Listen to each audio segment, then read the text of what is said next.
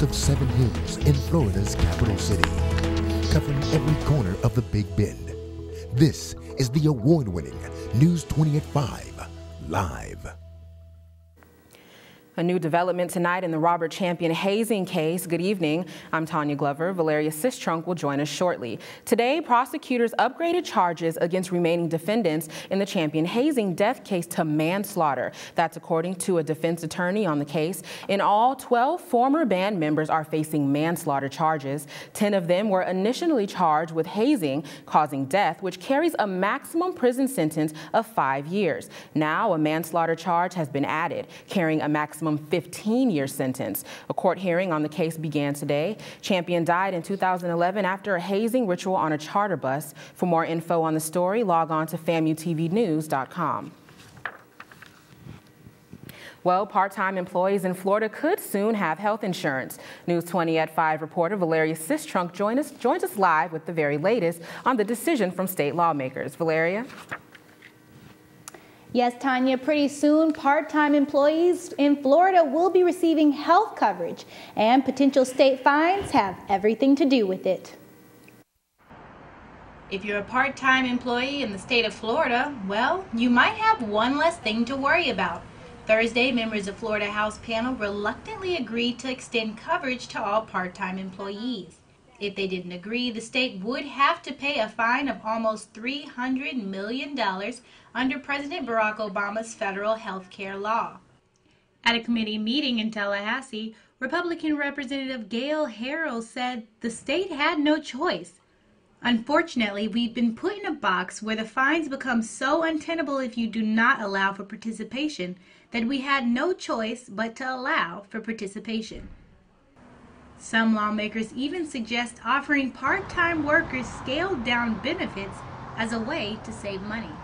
State officials estimate it could cost the state of Florida about $36 million to cover part-time employees who work on average 30 hours a week. Some of those who are currently employed part-time welcome the new health coverage. Zachary Taylor, a recent Florida State graduate, now works part-time at Target Copy. He says he supports the new coverage. I like it. I like the bill because insurance is pretty important and a lot of people can't afford it, especially if they have to pay for housing and utilities and school, a lot of stuff like that. Insurance is kind of a back thought when it should be right up front. Well, Florida could also face a $50 million increase in order to make its health plan for full-time employees comply with federal health law. Live in the studio, I'm Valeria Sistrunk for News 20 at 5. Thanks, Valeria.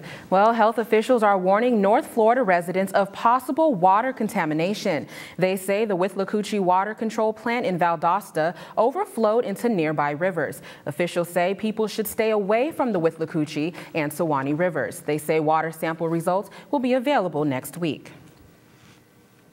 Well, there aren't too many ways to get around Tallahassee, so many people pay to ride the bus. Or do they?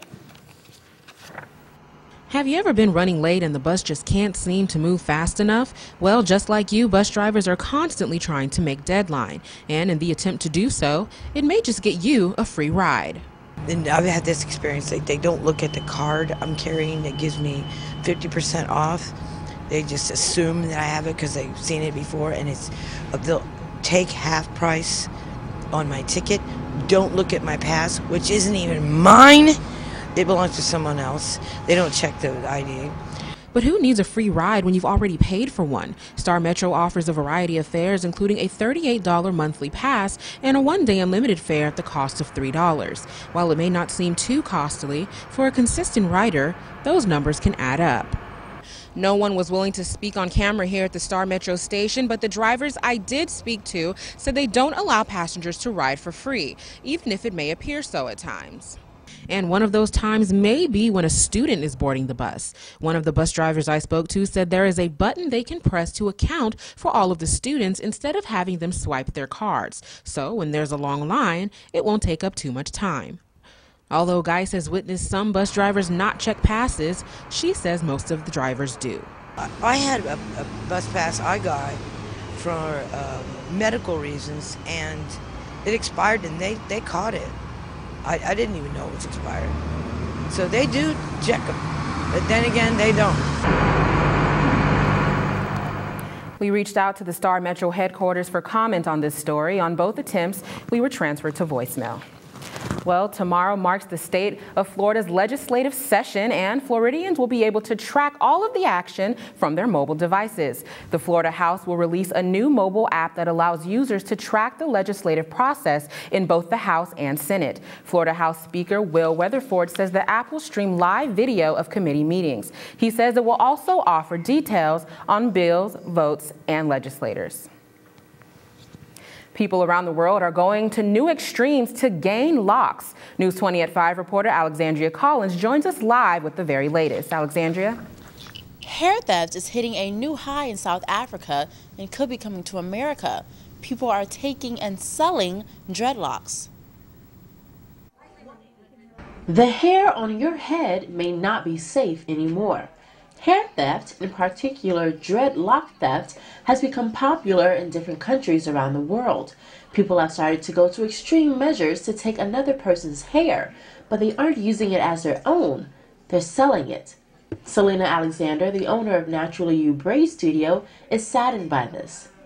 I really pray that people think about it before they do it. Stealing someone's locks, you're really stealing their energy, and you may not necessarily want to take someone else's energy. In places like South Africa, this has become an epidemic, but the United States isn't far behind. Florida has a large hair industry. People looking for straight, curly, or locked hair can find it in this state. Although the lock theft issues are happening in South Africa, they could hit the United States, and in Tallahassee, where the natural hair community is growing. Some are worried that this is not a fly-by-night issue and can affect people that have been carefully growing their locks. Maurice Chapman, a barber at Naturally You, has been growing his hair for 2 years and has seen the natural hair community grow. Thus is growth and theft. Because a lot of people have transitioned from relaxed hair to being natural, so it's being at more of a healthier state with your hair. Research shows that metropolitan cities like New York, Miami, and Los Angeles would likely be the first to get this type of theft, but Tallahassee is not exempt. Most incidents are reported at night, and police are recommending that if you feel like you may be in danger, to cover your hair if you're out alone. Live in the Multimedia Newsroom, I'm Alexandria Collins. Thanks, Alexandria. Well, Tallahassee Police Department will soon be offering safety classes for children. The classes start next Monday and are one of many TPD child safety programs. The classes are called RAD Kids. TPD says they will teach children about confidence, good choices, and self-esteem. The classes are for children ages 7 through 12. Coming up on News 20 at 5, the search has ended for followed by a sinkhole inside his bedroom, and walls are coming down. Also, you just won't believe how much havoc a massive brush fire has caused in parts of Florida. Stay tuned. You're watching News 20 at 5.